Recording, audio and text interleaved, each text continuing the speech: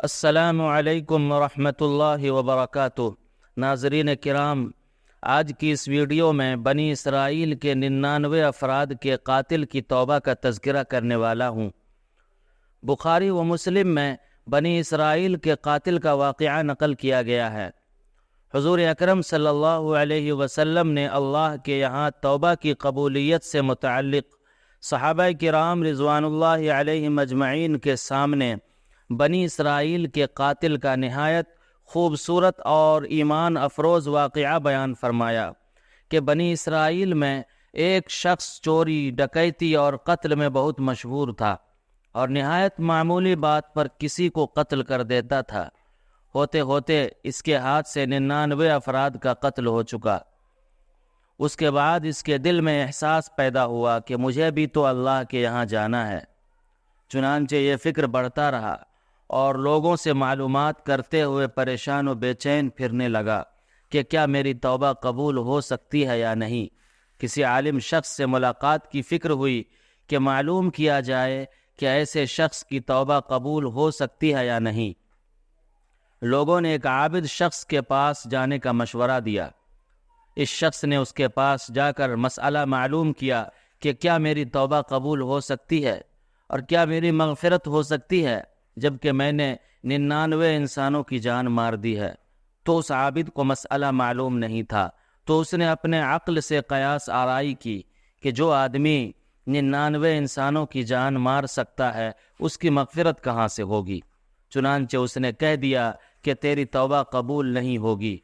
تو اس شخص نے غصہ اور جلال میں آ کر اس کو بھی قتل کر کے 100 پورے کر دیے کہ جب میری توبہ قبول نہیں ہوتی ہے تو لاؤ تجھے بھی ختم کر کے 100 پورے کر دیتا ہوں۔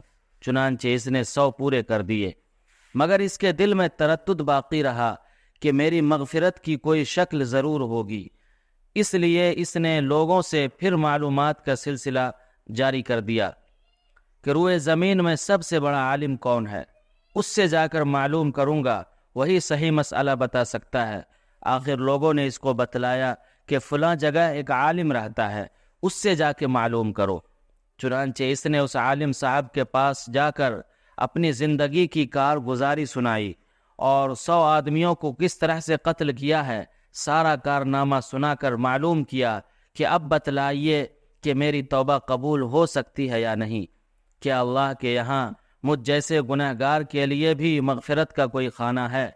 تو اس عالم صاحب کو چونکہ علم تھا تو اس نے بتلایا کہ تیرے گناہ معاف کرنے میں اللہ کے یہاں کیا رکاوٹ ہے۔ اللہ کی رحمت کا سمندر تجھ جیسے گنہگاروں کے گناہوں سے بہت بڑا اور بہت وسیع ہے۔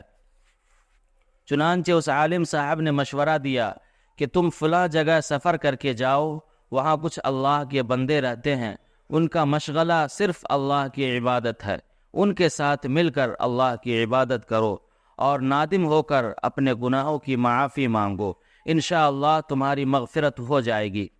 جب اس شخص نے آدھا راستہ طے کر لیا تو ملک الموت آ گئے اور اس کی موت ہو گئی۔ اب اس کی روح لے جانے کا مسئلہ کھڑا ہوا۔ آسمانوں سے رحمت کے فرشتے بھی آئے اور عذاب کے فرشتے بھی۔ رحمت کے فرشتے کہنے لگے کہ اس کی روح لے جانے کا حق ہم کو ہے، اس لیے کہ یہ سچے دل سے تائب ہو کر عبادت کے لیے جا رہا ہے۔ اور عذاب کے فرشتے کہنے لگے کہ اس کی روح لے جانے کا حق ہم کو ہے، اس لیے کہ اس شخص نے کبھی کوئی نیک کام نہیں کیا ہے، پوری زندگی گناہوں میں گنوا دی ہے۔ اسی دوران آسمانوں سے آدمی کی شکل میں ایک فرشتہ آیا۔ بعض روایت سے معلوم ہوتا ہے کہ یہ آنے والا فرشتہ حضرت جبرائیل امین علیہ السلام تھے۔ چنانچہ اس فرشتہ نے ان دونوں طرح کے فرشتوں کے درمیان یہ فیصلہ کیا کہ دونوں طرف کی مسافت ناپ کر دیکھ لو کہ جہاں سے آ رہا ہے وہاں کی مسافت قریب ہے یا جہاں جا رہا ہے وہاں کی مسافت، لہٰذا جہاں کی مسافت قریب ہو اس شخص کو وہاں والوں میں شمار کر دیا جائے۔ چنانچہ دونوں طرف کی زمین ناپ کر دیکھی گئی تو جہاں جا رہا تھا وہاں کی مسافت جہاں سے آ رہا تھا اس کے مقابل میں صرف 1 بالشت قریب ہے۔ چنانچہ فیصلہ ہوا کہ مقام گناہ سے مقام عبادت صرف 1 بالشت قریب ہے، اس لیے رحمت کے فرشتوں کو اس کی روح لے جانے کا حق ہوگا۔ چنانچہ اللہ کی طرف سے اس کی مغفرت کا اعلان ہو گیا۔ ایک روایت میں آتا ہے، قتادہ رضی اللہ عنہ فرماتے ہیں، حسن نے فرمایا کہ ہم سے یہ ذکر کیا گیا ہے کہ اس شخص کے پاس جب ملک الموت آیا تو یہ شخص سینے کے بل اس سرزمین کی طرف گھسٹتا گیا۔ حدیث قدسی میں آتا ہے کہ میں اپنے بندے کے ساتھ اس کے گمان کے مطابق ہوتا ہوں، اور وہ مجھے جہاں بھی یاد کرے میں اس کے ساتھ ہوتا ہوں۔ بخدا اللہ تعالیٰ اپنے بندے کی توبہ سے اس شخص سے زیادہ خوش ہوتا ہے جتنی خوشی تم میں سے کسی ایسے شخص کو ہوتی ہے جس کا جانور بیابان میں گم ہو کر پھر اسے مل جائے۔ اور جو شخص ایک بالشت میری طرف آتا ہے میں ایک ہاتھ اس کے قریب ہو جاتا ہوں، اور جو شخص ایک ہاتھ میرے قریب آتا ہے میں اس کے ایک باع یعنی پھیلائے ہوئے دونوں ہاتھوں کے درمیان کی مسافت کے قریب ہو جاتا ہوں، اور جب وہ میری طرف چل کر آتا ہے تو میں اس کی طرف دوڑ کر آتا ہوں۔ معلوم ہوا کہ انسان جب بھی سچے دل کے ساتھ توبہ کرے گا تو اللہ تعالیٰ ضرور قبول فرمائیں گے انشاءاللہ۔ یہ واقعہ خصوصاً ان حضرات کے لیے حوصلہ افزائی کا سبب ہے جو کہ بڑے بڑے گناہ کر کے اب مایوسی کی زندگی گزار رہے ہیں، کیونکہ شیطان انہیں مایوس کرتا ہے۔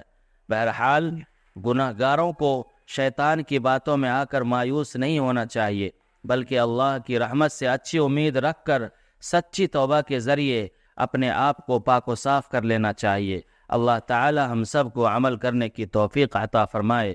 والسلام علیکم ورحمۃ اللہ وبرکاتہ۔